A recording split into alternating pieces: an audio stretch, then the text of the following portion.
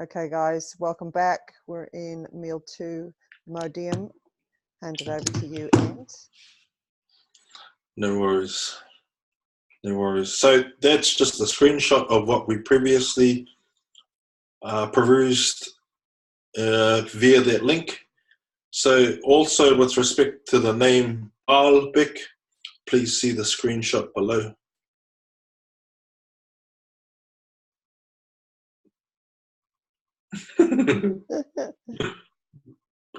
but slow on the uptake there, don't I?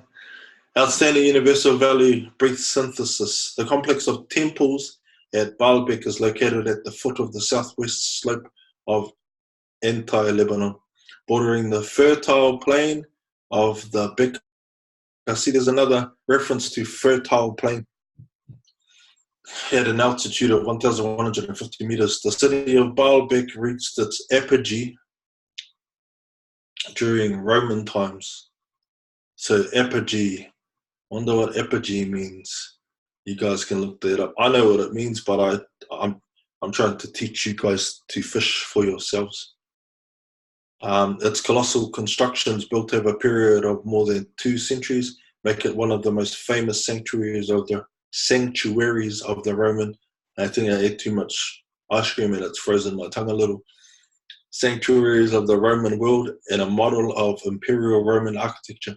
Pilgrims thronged to the sanctuary to venerate the 3 deities known under the name of the Romanized triad of Heliopolis. So Baalbek was once called Heliopolis, and essentially Phoenician cult, Jupiter, Venus, and Mercury. So all the planets named by the Romans, and a Phoenician cult. Funny that named by the Romans. So I wouldn't trust anything named by anybody other than the Jews. Why? Because they were accountable to Yahuwah. And if they contravened any of those laws, death. Verse 5 and 6 reveals some more critical elements. So this is of 2 Kings 23. Verse 5, and he, the king, King who, Josiah, put down the idolatrous priests. So put down means killed, because that was the cost back before Yeshua HaMashiach, whom the kings of Judah had ordained to burn incense in the high places in the cities of Judah and in the places round about Jerusalem. Them also that burned incense unto Baal. We've already looked at Baal. So Baal is a god, aka a demonic warlord. Demonic warlords rule over regions. And so this Baal is the same Baal that Nebuchadnezzar and the Babylonians bowed their knee to. Israelites were warned against bowing their knee to any other god but Yahuwah. And to the sun and to the moon and to the planets. The planets are named by who? The Romans. Jupiter, Saturn. So then what you got to start asking as well, what's real? Nothing that they do is real except for when they worship gods. So you should start asking yourselves, are the planets real? Have what we've been told by these Romans, is that information real? And to all of the host of heaven. Verse 6, and he brought out the grove from the house of the Lord without Jerusalem unto the brook Kidron, and burned it at the brook Kidron, and stamped it small to powder, and cast the powder thereof upon the graves of the children of the people. So these are obviously the graves of the children who had been sacrificed, who had been molested by pedophiles, and then passed through the fire and sacrificed. If we carry on going down, so let's look at this. So verse 6, yeah, let's go here. Click on that, just so you can see where we got it from, because that's obviously a screenshot. So let's go to verse 6.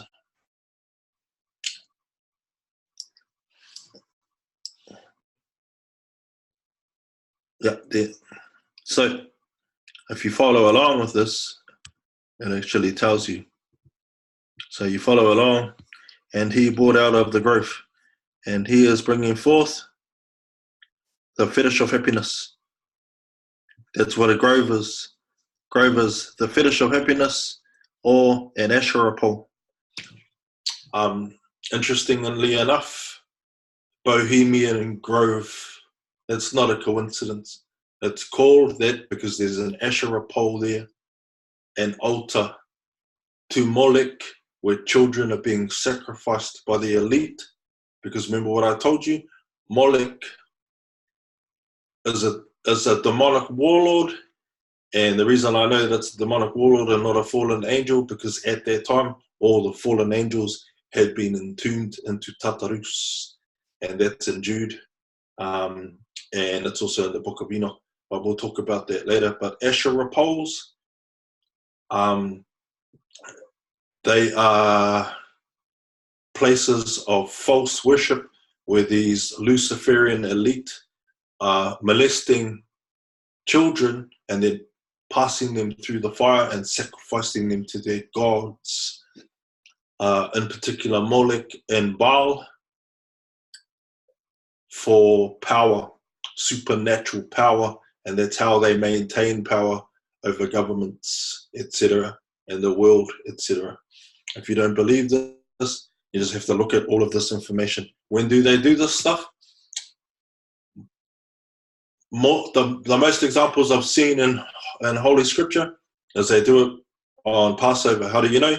Because the day after Passover, the festival of unleavened bread starts, and that's the only time that unleavened bread is brought into the Lord's feasts, is at Passover. So every time you read unleavened bread anywhere in the Old Testament or the New Testament, you know that they're celebrating Passover. So you know that that's on Nisan 14, and you know that it's marked by a full moon, which is why when you watch Passion of the Christ, there's a full moon. So that's historically and biblically accurate to that extent. So let's go back to the study. So we know what a grove is now. It's an Asherah. Bohemian Grove. If that doesn't ring any bells, then I don't know what will. If we correspond the English on the right and follow along in the green, it will give us the Hebrew for grove in black just above the green, which is Asherah, which is Ashley, aka Asherah pole, from Deuteronomy 12, aka the place of worship. So let's go to Deuteronomy 12 to show you what an Asherah pole is.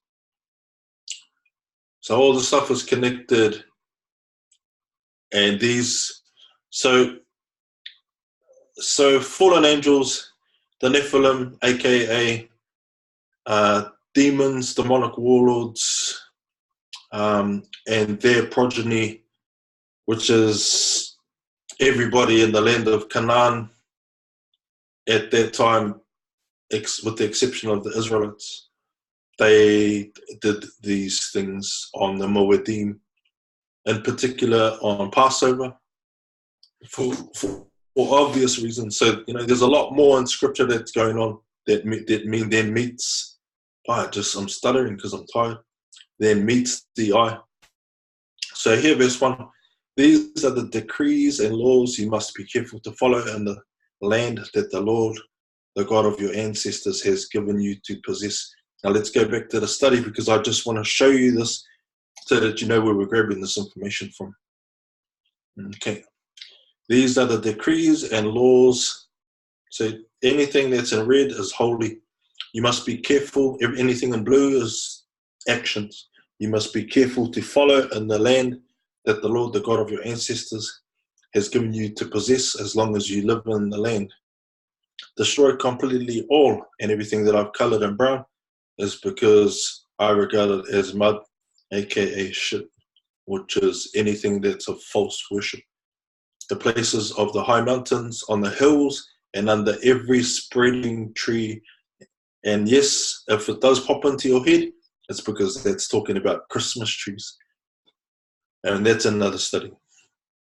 And that's gonna, that's how they're gonna turn a lot of people against us, or they're gonna wake up. Where the nations you are dispossessing worship their gods. So in brown, I told you the reason.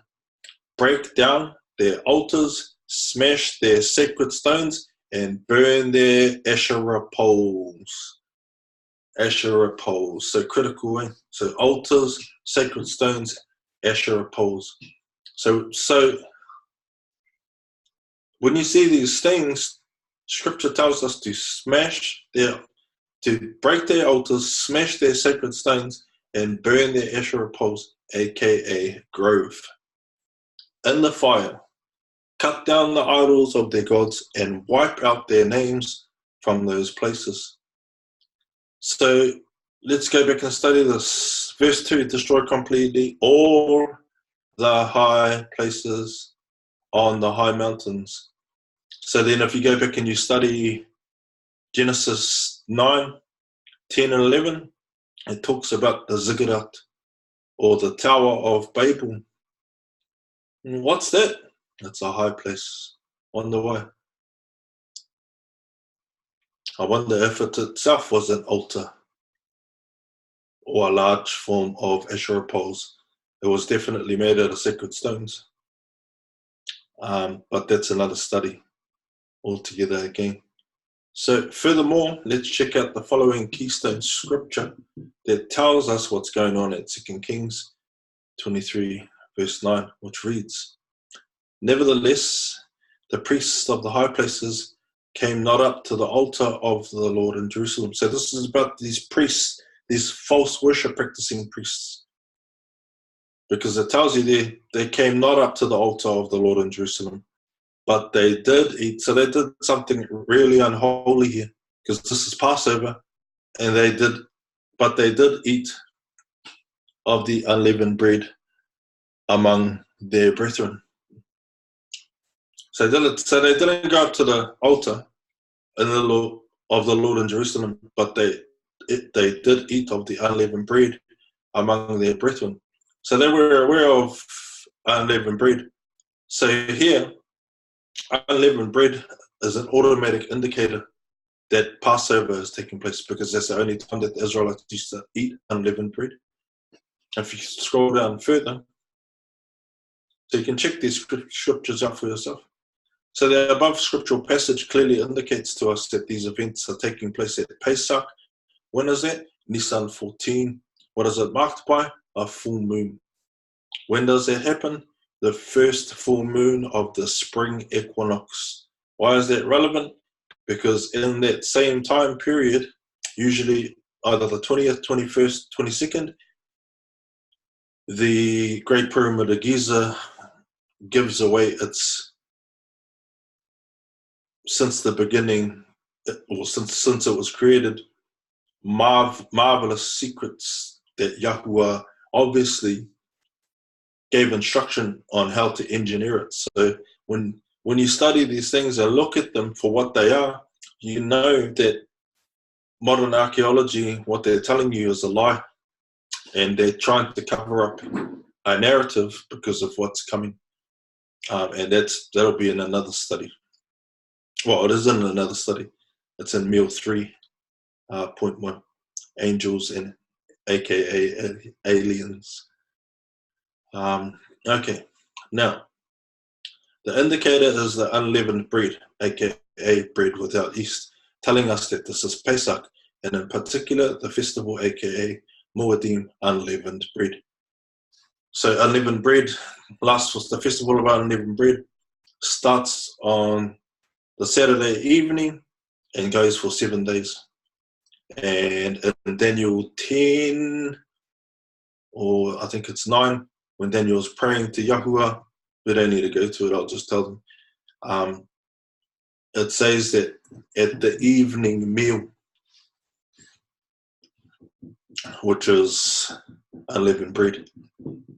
So he was talking to Yahuwah again on a Moedim, and talking to the angel Gabriel, the archangel Gabriel, on a Moedim. You'll recognize all throughout. So when Lot was saved by the angels at Sodom and Gomorrah, you'll notice that they were eating unleavened bread there too, which is, again, an indicator that it's Passover. So you know that their time, that day, or that time period, or Moedim, was Passover happening, marked by a full moon, happening from Nisan 14 for 8 days, because the festival of unleavened bread is 7 days plus the day that Passover starts, which is once it's 8 days all up.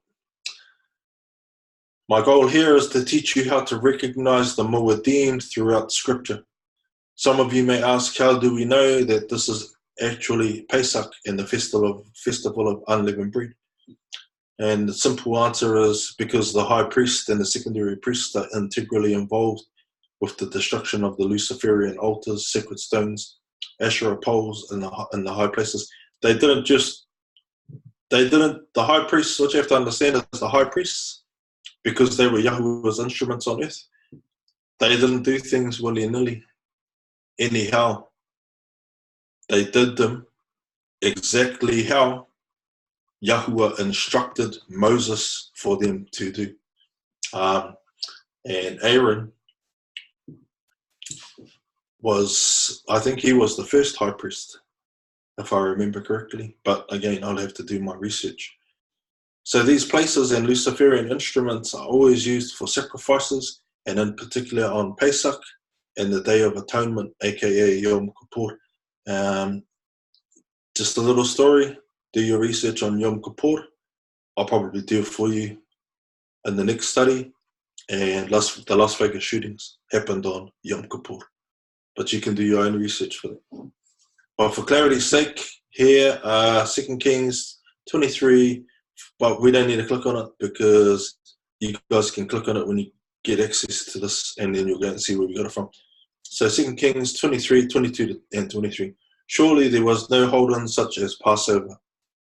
So this is from the same scriptural passage.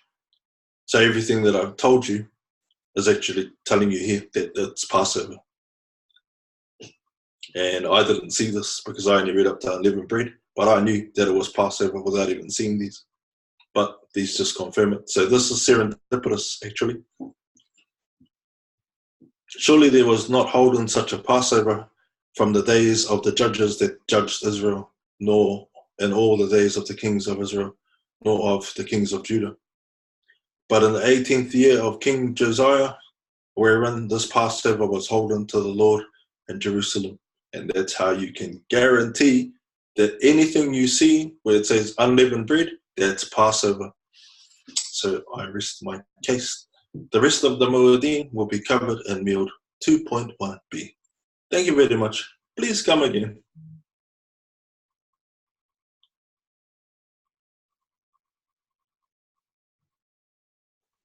Okay, awesome. All right, guys, if you like this video, please, if you're watching on YouTube, make sure you like it, make sure you subscribe to the channel.